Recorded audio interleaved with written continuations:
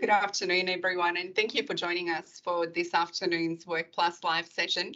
We'll just wait another couple of seconds for a few more people to join, and then we'll start.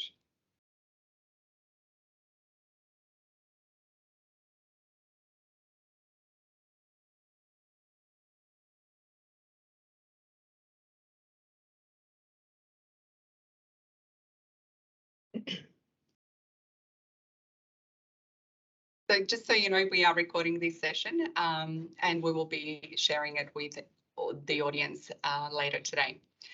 So, as I mentioned, thank you so much for joining us today for our first of the 2022 Best Places to Work live sessions. My name is Rinka Lavrencic and I will be your host for today. I'm the CEO of Work Plus.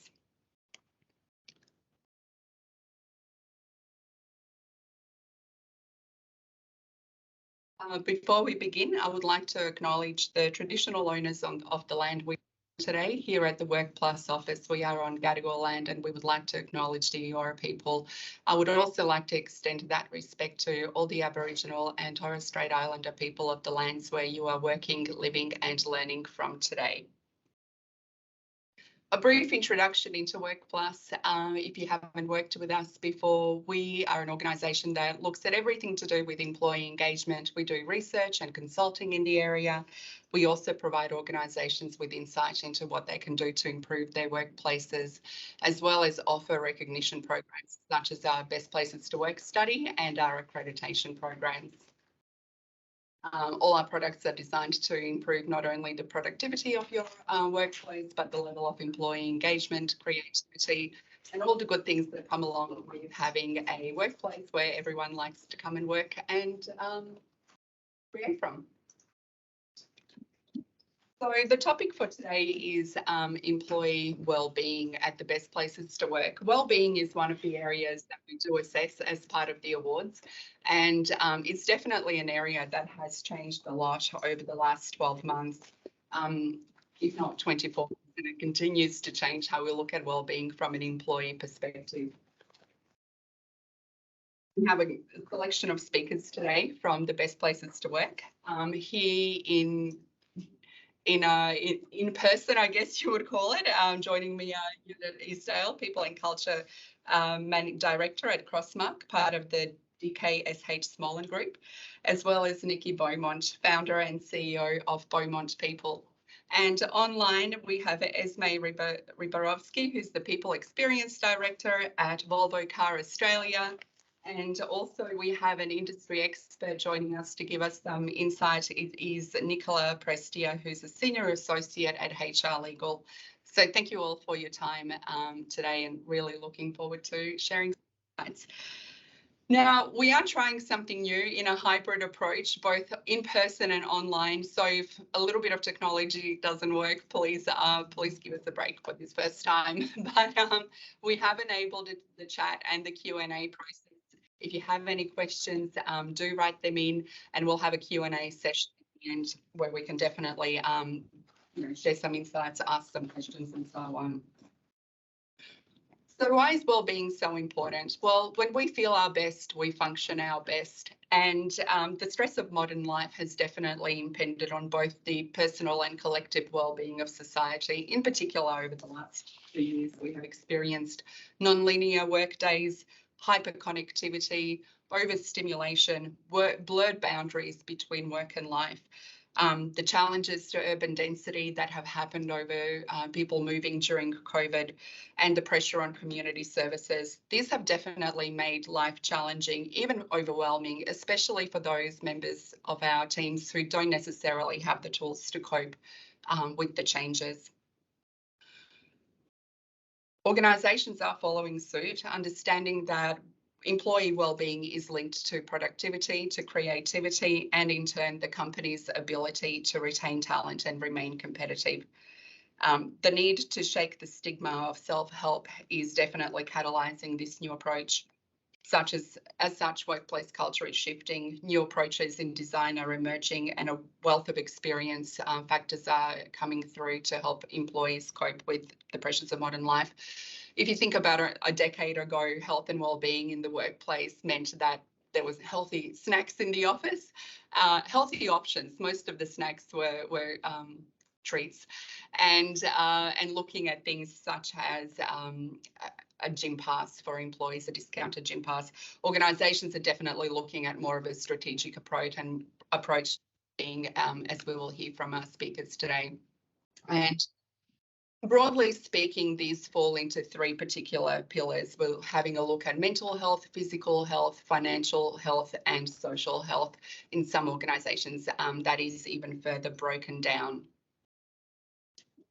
If we look at some of the main business benefits to implementing employee wellbeing in organisations, definitely a return on investment is something companies do look at.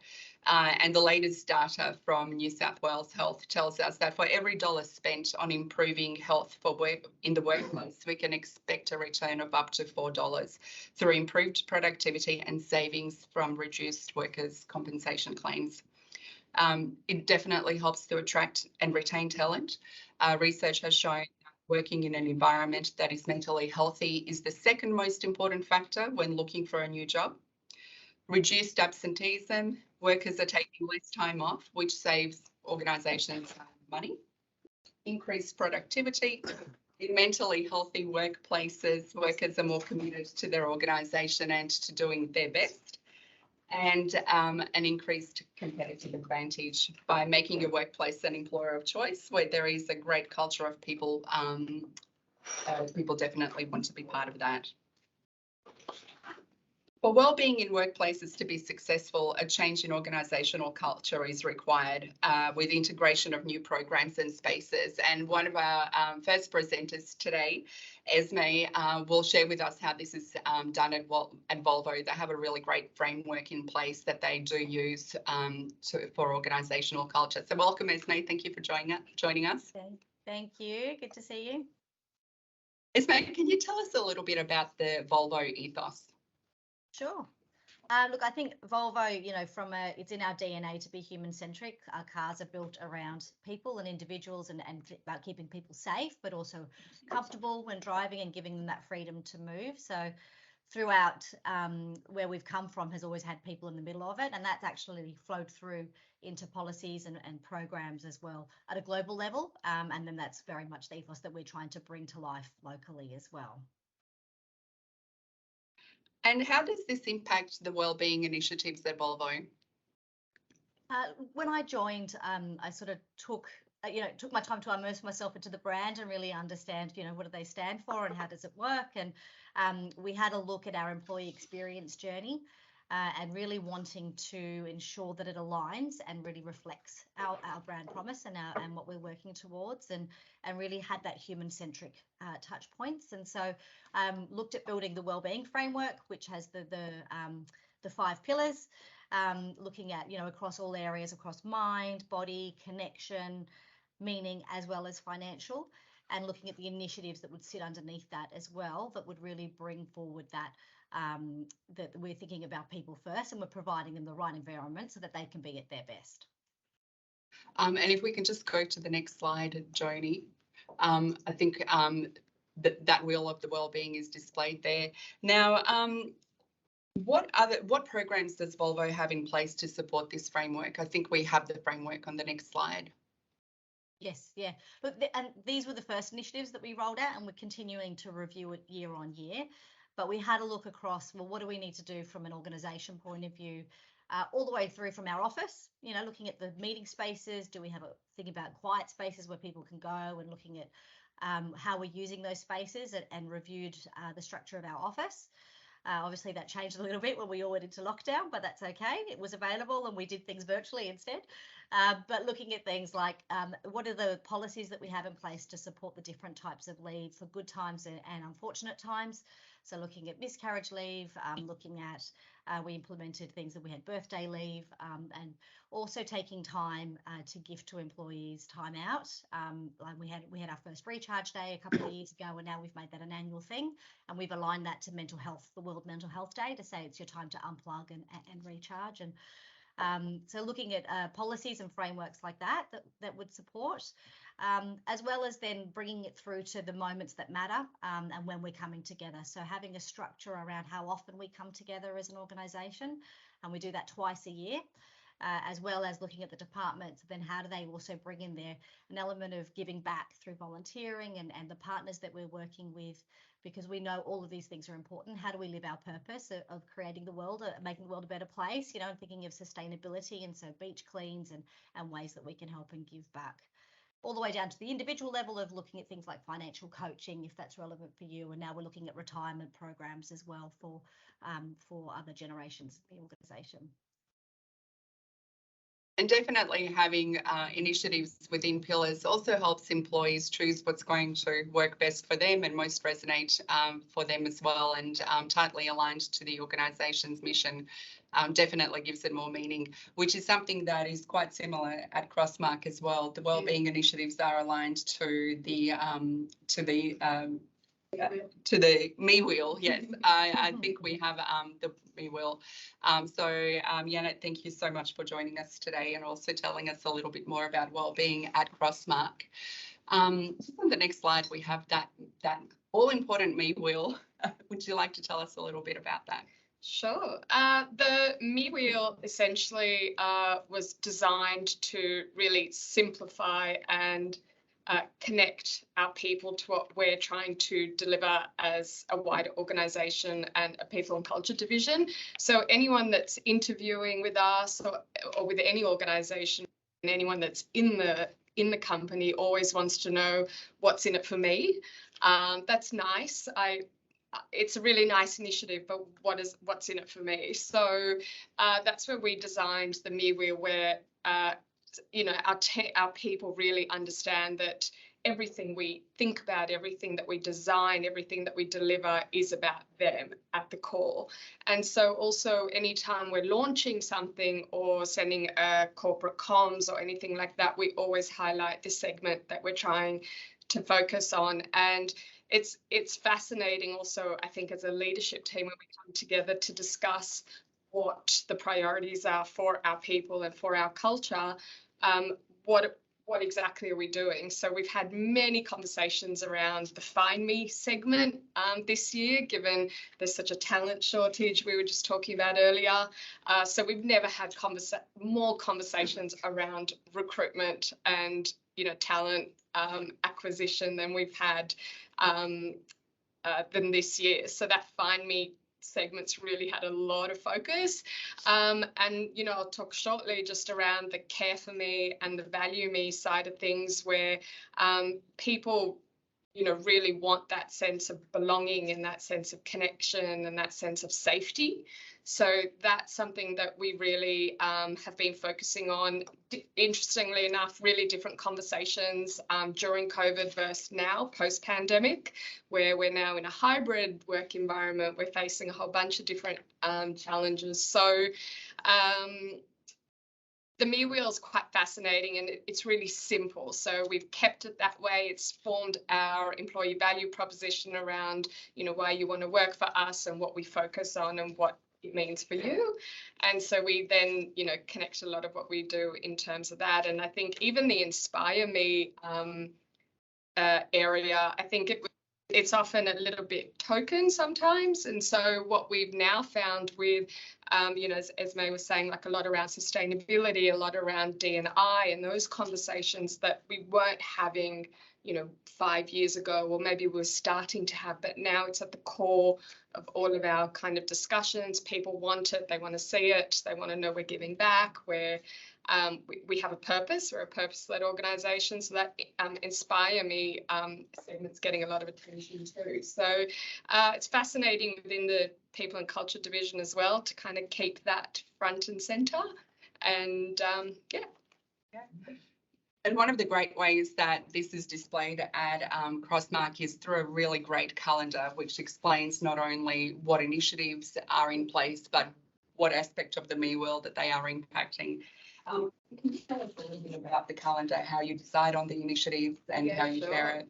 Sure. So just quickly, Crossmark, we're owned by DKSH Swollen. A few years ago, we got acquired, and we're essentially a retail marketing agency. So we partner with our clients and their brands to provide field teams within, to support essentially their initiatives, whether it's within grocery, hardware, consumer electronics, pharmacy, liquor. So Halloween, Christmas, we're all gearing up for that. And so our calendar supports the two workforces that we've got within our organisation, one which is office-based, there's about 300 office staff, and then the field team where there's approximately 2,000 casuals that work across the entire country.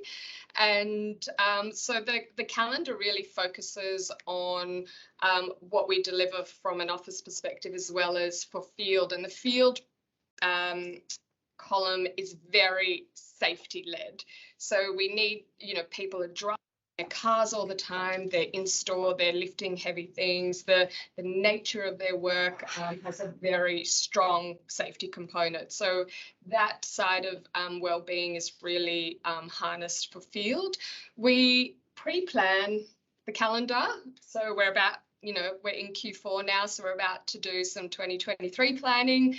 About 80% of this calendar is locked in for the year, with a bit of a buffer to add in ad hoc things that are going on within our organisation. So as I mentioned, we've got a bit of a sustainability focus, so we're going to commit to a tree planting day next year. We've been trying to do it for years and, no joy with COVID, but finally we're going to commit to it.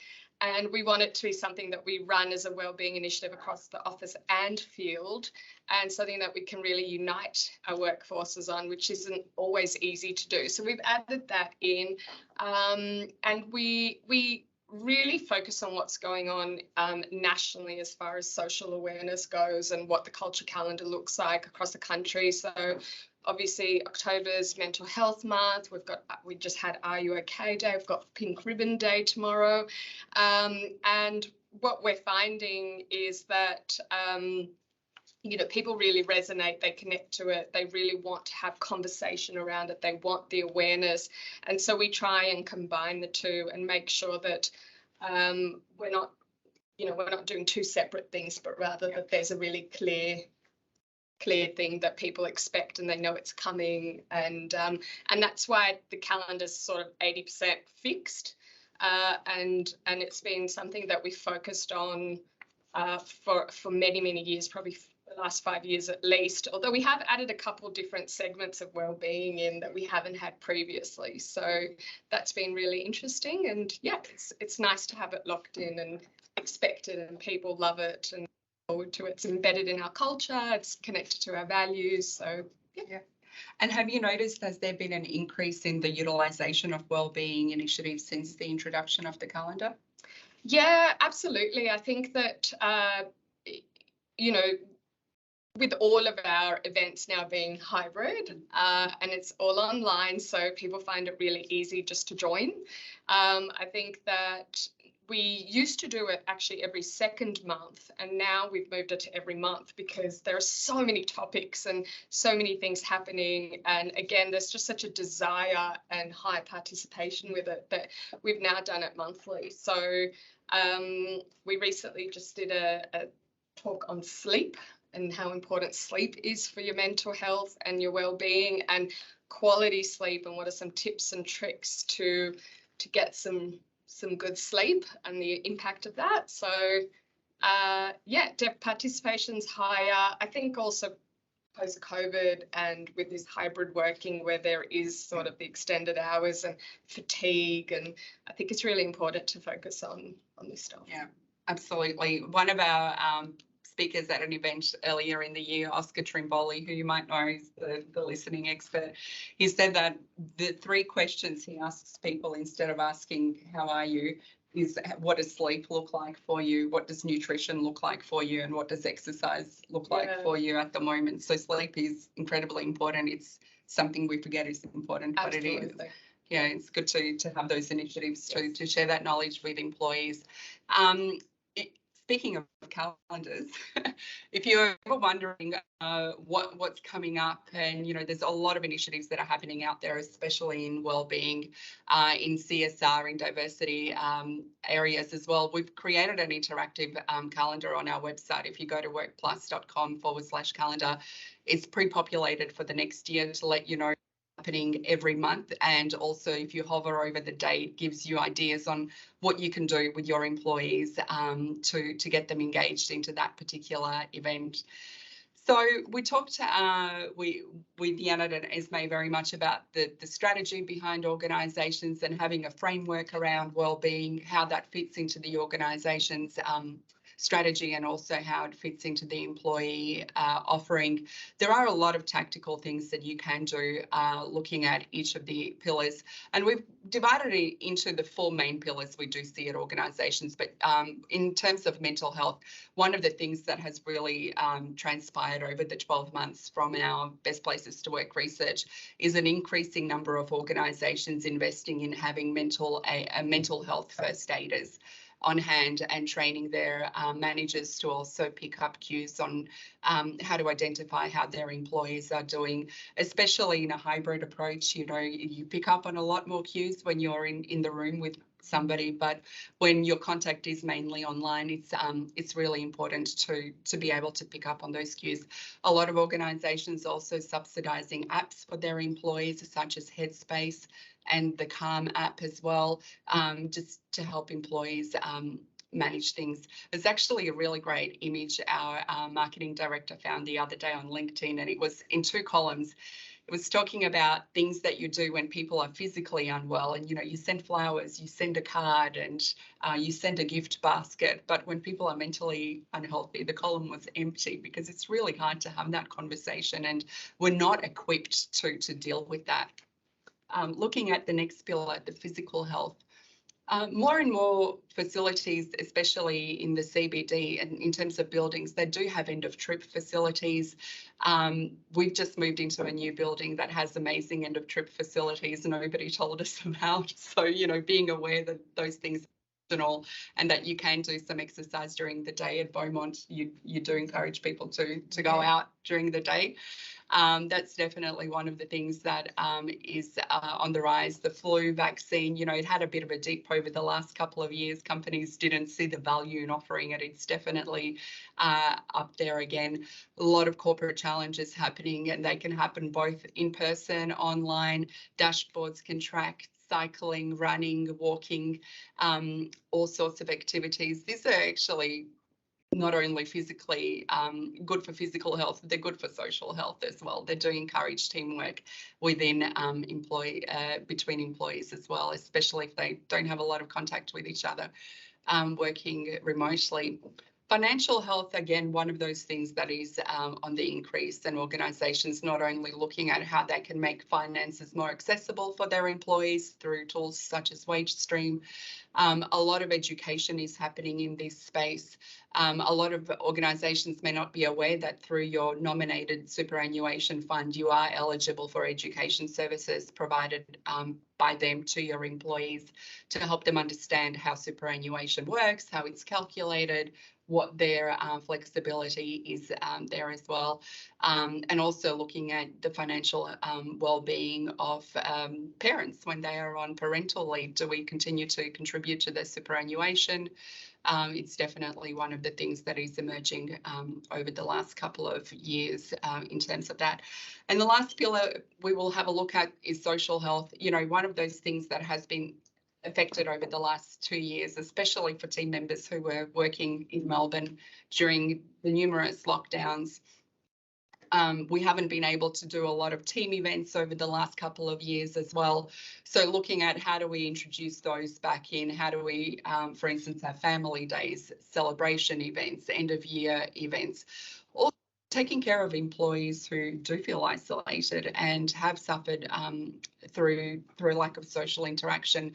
Tools and apps such as OnlyFriends. I know it sounds like something else, it's not. It's definitely PC and something your organisation can get involved with. Double take that also. Yeah. But, it's a great tool for helping people connect if they are feeling a little bit isolated. So our next guest, Nikki, Beaumont is the founder of Beaumont People, and not only one of the best places to work to give us some insight into what Beaumont People does, but also a recruitment organisation. And attracting and retaining people has been incredibly difficult for so long now. I feel like every year we do say it's the number one issue organisations are facing, and it's definitely getting worse as the years roll on. But as a business owner, why is investing in wellbeing important to you? As a business owner for myself, we place our people first, and placing people first has been, you know, our absolute sort of number one driver for many, many years now, and it's now been taken up more and more people. But for me, you know, I'm not selling widgets. My business is totally all about people anyway, to start with. That's what we're about. But, you know, I as a human being, I absolutely feel that your people are everything to your business, and you need to look after them, not from a let's talk about it and say it, but actually genuinely from the heart. Look after your people because it's the right thing to do, and it's what we should do, and it's actually what we all really want. We all want to be in an environment where we feel cared for, we feel considered, we feel that we're important. And we're not just an employee, we're not just a number. You know, way gone are those days. And in my early career, I was just an employee. I was lucky to get a job and I did what I was, you know. But that's not how it is now. And I'm really glad that that's the case. And people have a voice, people have choice. And in my organisation, people choose to stay because they love it, because they love how we work, what we do, how we look after them, how much we care, how much they're heard. And I think, you know, it's taken me a long time to really, I think, properly grasp and understand the value of that. You know, I've been in recruitment 35 years now, but I do see the benefits, and I do see the benefits of having a really wonderful team who feel that they belong, who feel heard, and the impact it makes on your organisation financially, you know, from those looking at it from a corporate financial perspective, is immense. You know, these are some of the best years we've ever had in business. We continue to grow, but for all the right reasons, the people are great. And from a recruitment perspective, because, you know, finding talent's getting harder and harder, are you noticing from perspective, are they starting to ask questions about wellbeing initiatives at companies you are presenting them with roles? Yeah. Yes, talent is getting harder across all industries, across the whole of Australia. Absolutely. And we feel it more than anybody because people come to us when they need talent, and you've been trying yourself really hard and not found it. Then you come to us. So, you know, we're feeling it. Do candidates ask it? Yes, but not enough. Mm-hmm. And it's not enough of a conversation from their perspective often. So yes, they will ask. A lot of the questions tend to be these days in the interview stage around flexibility of environment, working, you know, working from home, working in the office, obviously depending on the job role, but a lot of the conversations that we hear. And to prepare for this, I asked the team, you know, what's the latest, tell me. And they said, yeah, the conversations from the candidate perspective, yes, some will be around wellbeing, but really not enough. So I think the message is that it's up to us. On the other side of the fence, has been in the hiring process, is up to us to talk about it, to share it, and to make sure that's a conversation throughout the whole process, from the very beginning all the way through to the very end. And I'll give you an example of where we've done it, and it's fallen down, because it did actually only the last 3 months, is, you know, I think you need to understand from a candidate's perspective their real drivers and motivations, and well-being may not be their driver, and that's okay. There might be other drivers that they have, and well-being, it's on the list, it's further down, it's not necessarily thought about or spoke about. But we do a 4-day week, and that does actually attract a lot of people to our organisation, and it retains a lot of people to our organisation. It's one of those things. But we interviewed somebody for a role within Beaumont, and they were right for the business for lots of different reasons. We offered them the role, and they knew about the 4-day week and all the other benefits and the EVP, because, you know, we walk the talk and we try and make sure that we share those things properly along the process. And then the 4-day week conversation got a little bit deeper in that our policy is the 4-day week kicks in after 6 months, because it's around productivity. So we don't get it in the very beginning. It's something that you work towards over a period of 6 months before you become eligible. And because that hadn't been part of the conversation, when the candidate found that out, they were like, oh, No, I want that to be from day one. And it was our fault that we actually hadn't articulated that or even understood from the candidate's perspective how important that was from them through the process. You know, we hadn't actually uncovered that. It was only at the end when they said, well, actually, thanks, but no thanks. I actually want to work 4 days from the beginning. That's it. And if that, we said, well, you can still work 4 days, but not under the being paid for 5. Etc. So we lost the candidate and it was a big learning for us. But I think the point is through the whole process, and yes, the may or may not ask, it's up to you to share, you know, have everybody in the process throughout that and uncover the candidate's real motivations and understand from a candidate's perspective what they need so that you can articulate things properly along the way. Yeah. Well, given that it is the second most important factor that people are reporting why they are leaving workplaces, that they don't feel that their well-being is looked after, have you noticed our organisations selling themselves to candidates differently? Are they mentioning the well-being initiatives that they have in place in order to attract talent? Not enough, again, and I asked my team and pretty much we did a bit of research, less than 50% of adverts mention anything. And the adverts that we do see and the way that people share it will be generally about the flexibility of hybrid or not. Some will have a nice little tick list in there, but literally most of the adverts are still what the client wants. What do we want? How do you fit into that? And there is less about what we as an organisation can give you. So there's less, and we're finding as recruiters, we're just really needing to uncover it. When we take a brief from a client in terms of what they need, they tell us all about the job and the requirements, the skills, the qualifications, or whatever it might be, or the experience. Still, people still ask that a lot more than skills, which is disappointing, but they do.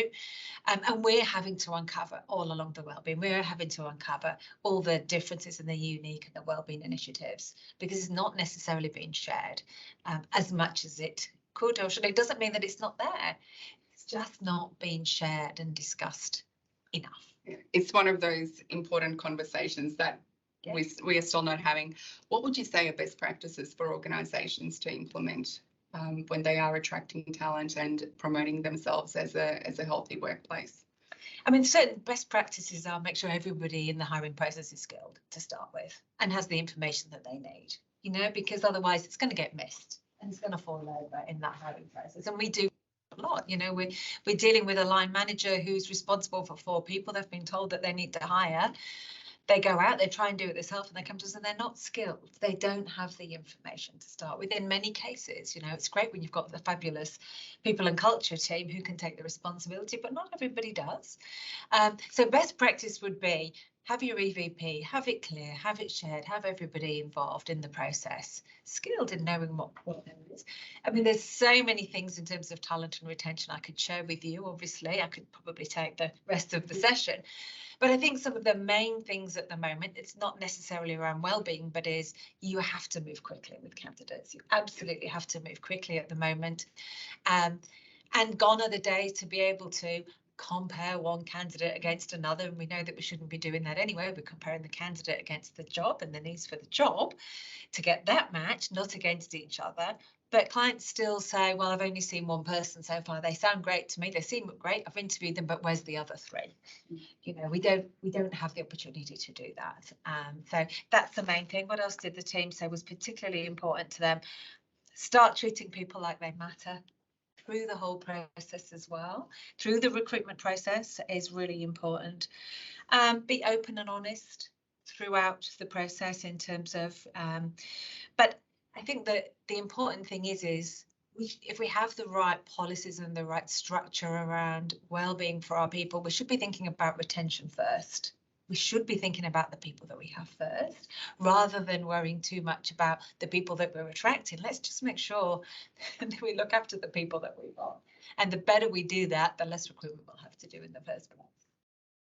Absolutely. It's a lot easier to retain people than it is to find new candidates, especially in this tight market.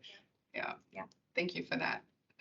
Now, there's a lot of ambiguity questions, commentary online and so on around ramifications of well-being in the workplace flexible workplace approaches. Is, you know, our Department of Fair Trading up to scratch with everything that's on offer? Not our area of expertise. So I have asked Nicola to join us today. Nicola is a workplace relations and safety lawyer at HR Legal, and she provides strategic advice to and solutions to organisations in terms of their workplace needs. Nicola was admitted to the Supreme Court of Victoria and the High Court of Australia in 2016. She also holds a certificate in human resources, so it's quite across a lot of the issues that you are facing. So thank you so much, Nicola, for joining us today.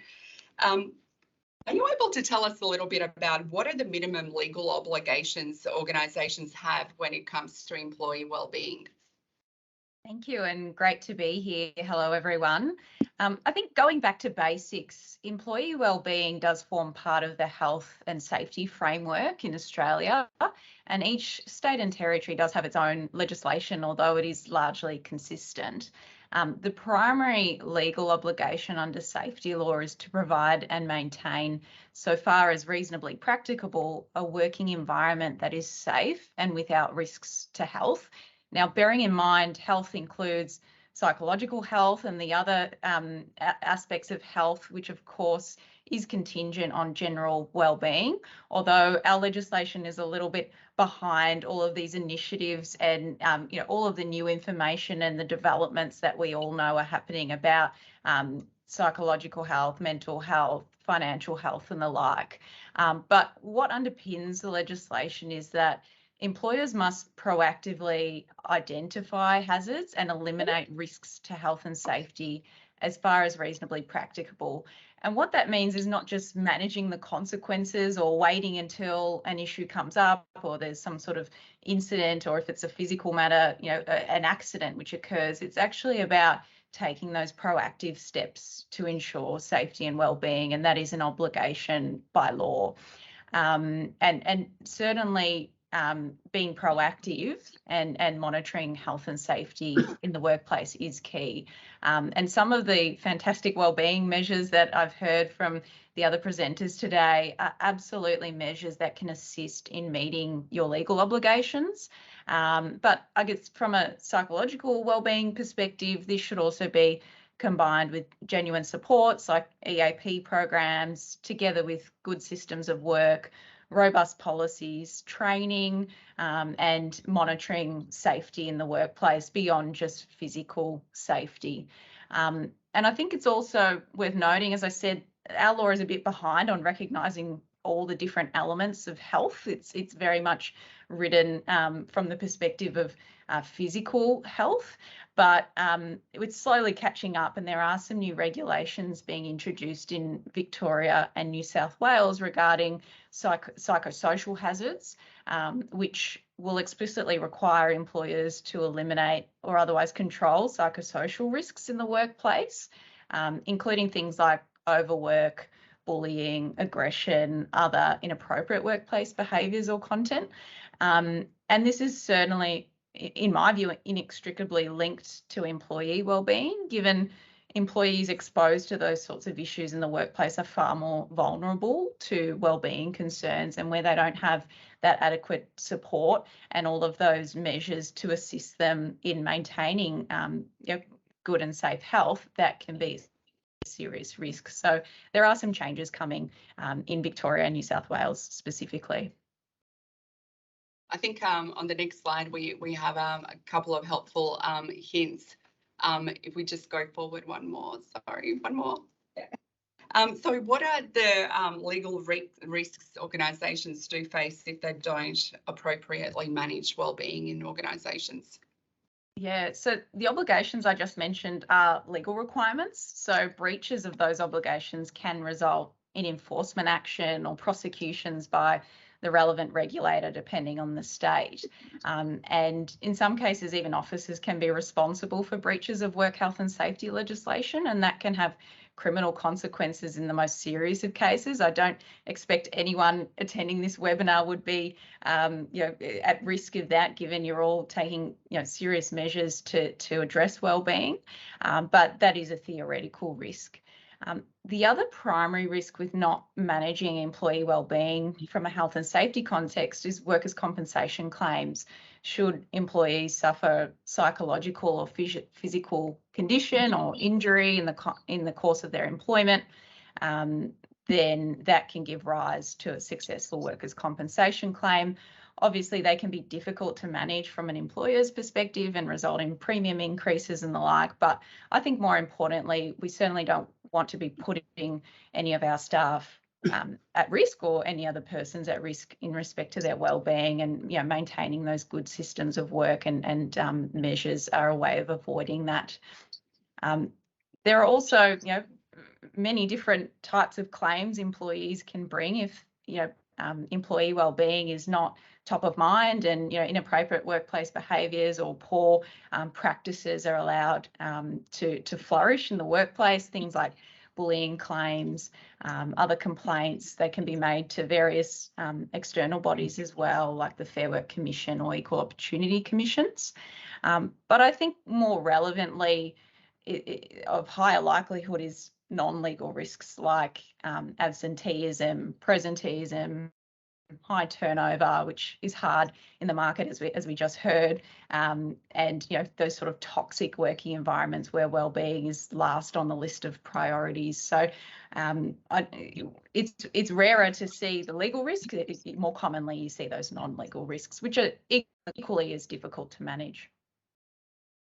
Hybrid working is something that employees are seeking assistance with, especially to help them manage their family obligations, life obligations, and other carer obligations that they might have. And this is something that we get most questions about from organisations. What are the obligations? Do organisations have an obligation to honour this for employees? Yeah, I mean, we just heard from Beaumont people about their 4-day working week, and that's certainly something we're seeing a lot, as well as working from home and hybrid working. In terms of the law, the minimum obligation under the National Employment Standards is that an employee has to complete 12 months of continuous service and then be in one of the categories that are on the slide there to be eligible to request flexible or hybrid work. So it is quite limited. There's no general right to request flexible work if you're not in one of those categories. So they are if you're a parent or have responsibility for the care of a child who is school age or younger, if the person is a carer, has a disability, 55 years or older, experiencing family or domestic violence, or supporting someone in your family who is experiencing family and domestic violence.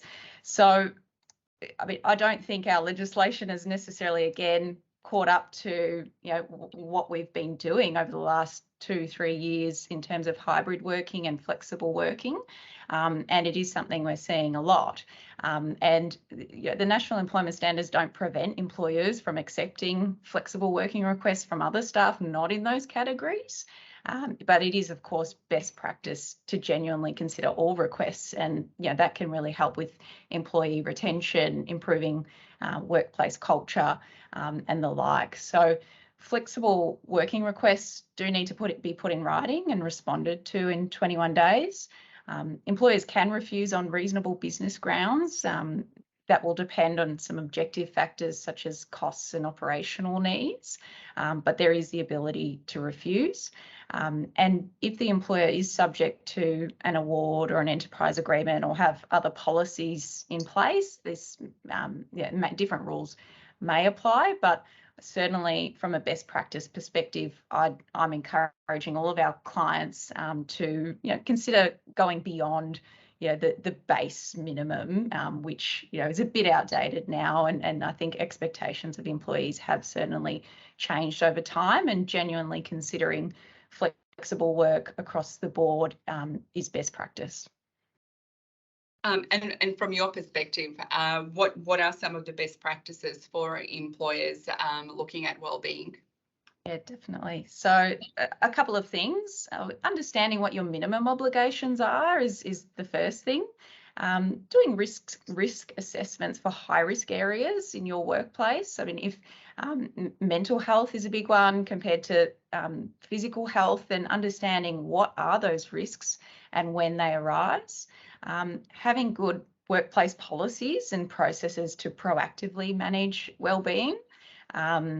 Ensuring your leaders as well understand the policies and the strategy and what's intended by those measures, and then leading by example. They need to really be showing the healthy work practices so that others follow their lead. I mean, if your leaders are not exhibiting the behaviours that you expect of the rest of your staff, how it doesn't filter well in terms of culture and imaging. And like I said, reviewing the policies and wellbeing initiatives, but also at regular intervals to ensure it is continuing to meet the needs of all parties and still beneficial. Having in place a policy for a mental health day, if no one's actually taking it, is it working, or do we need to consider other initiatives to address what that policy had initially intended to? So those sorts of reviews are really helpful to see the uptake, and being able to pivot and be agile if different measures are needed. Great, thank you so much for that perspective. It's one of those areas that is emerging, so that's why there's a lot of misalignment between what's actually happening out there and what the obligations are. HR Legal does have a great webinar coming up soon. It's all about obligations around the end of year parties. Now, we haven't had them for 2 years. There's a very good reason why we call it the silly season, and do attend it to refresh your memory around what can happen at those events and how to prevent them. Thank you, Nicola. Now, we'd love to take some questions from anyone online or in the room for any of our speakers, if you have any. I have a question for Nicola, which is a question I get asked a lot, which is around flexible work and what overtime is considered. And if you are working outside of your regular business hours, whether that then falls into time and a half or whether it falls into regular hours. Yeah, that's a really good question and something that comes up a lot.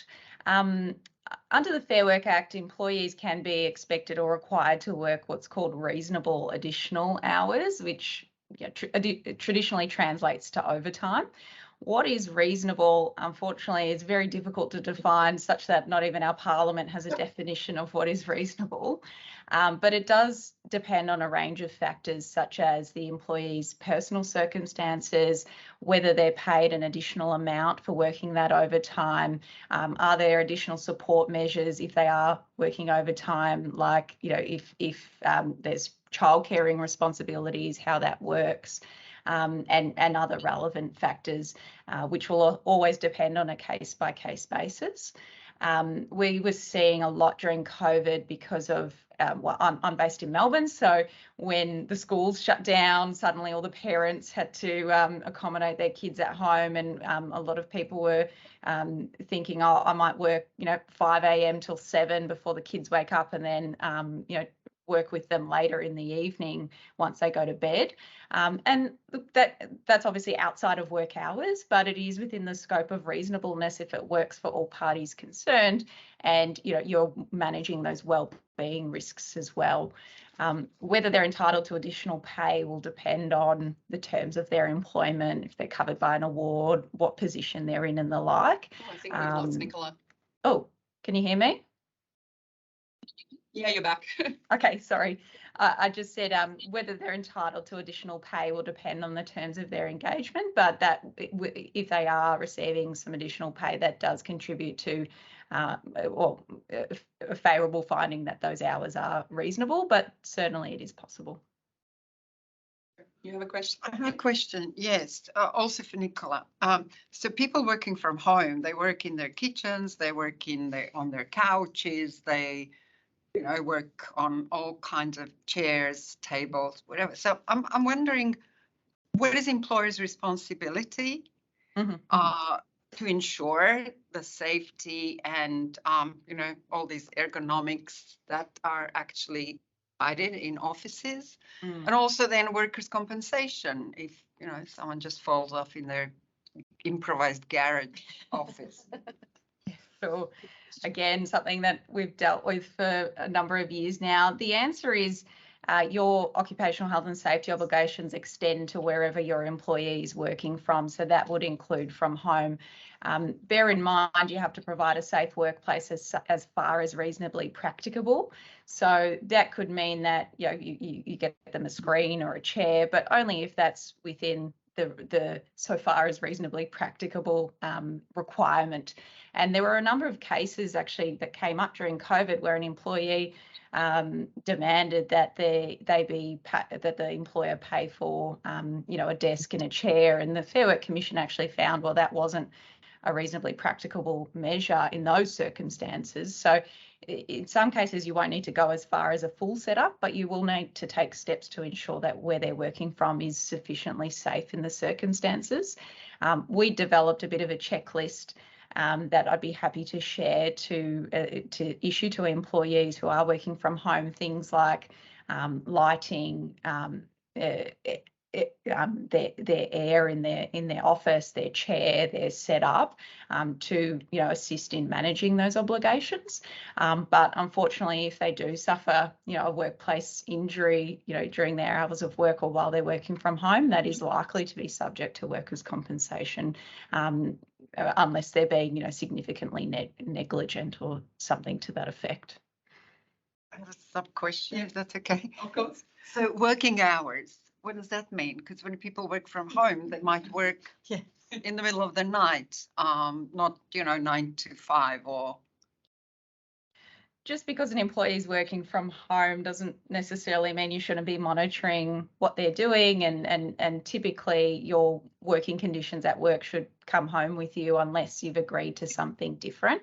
And I'd certainly be encouraging any employer who knows their employees are working at 3 a.m. to review that pretty quickly, because that can have serious wellbeing impacts. I think we heard about sleep being so important, and I would be taking steps to limit that. You have a question? Oh, no.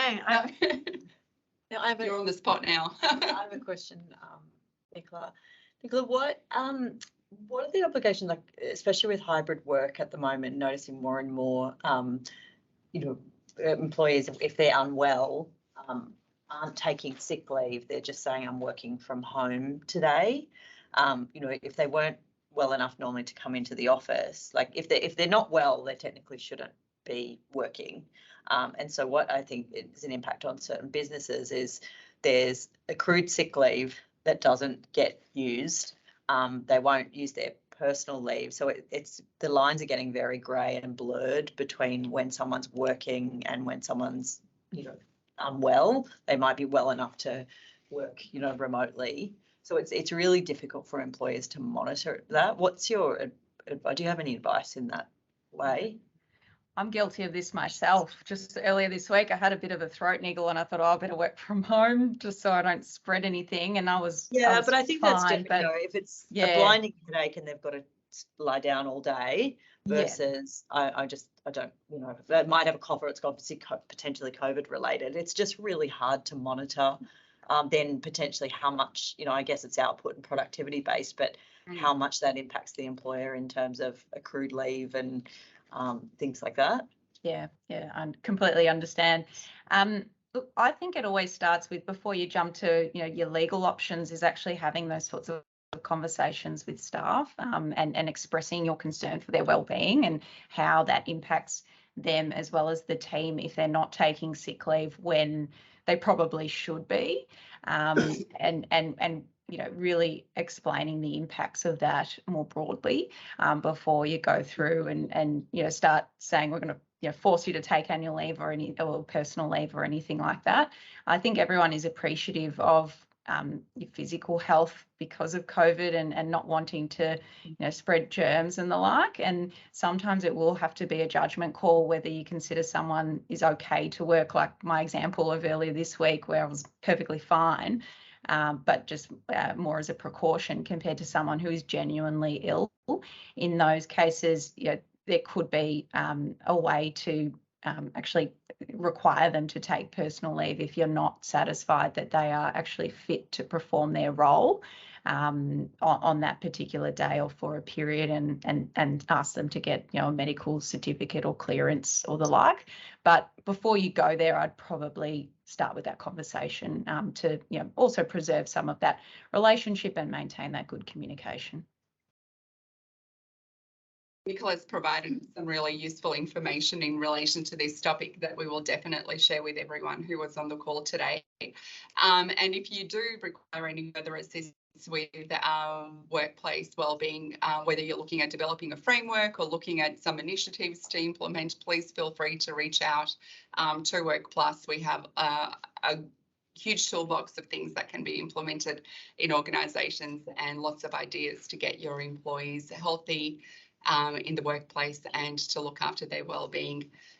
This brings us to the end of the Wellbeing webinar. We have a couple of other webinars coming up over the next 6 months. Next month, we are looking at CSR and sustainability initiatives at organisations. Over the last 12 months, it's been quite interesting at the number of organisations looking at reduce their carbon footprint and how they can bring their employees along on that journey to have a better understanding of what they are currently doing and what they can improve. We'll be looking at attraction and retention strategies at the best organisations in December to get us ready for the intake of new employees in 2023. Looking at diversity and inclusion and belonging initiatives, as well as celebration. I know there's another one, I can't see that far. Also a reminder, if you would like to take part in the 2023 Best Places to Work study, the nomination period is open now, and please feel free to reach out to us for that. So I'd like to take a moment to really once again thank all the attendees, and most importantly the speakers from today. Thank you so much for your time and sharing your knowledge and insight. I hope everyone's walking away with maybe one little idea you can implement in your organisation and continue on that journey to be happier and a healthier workplace. Thank you so much for joining us. Thank you. Thank you. Thanks, everyone. Thank you.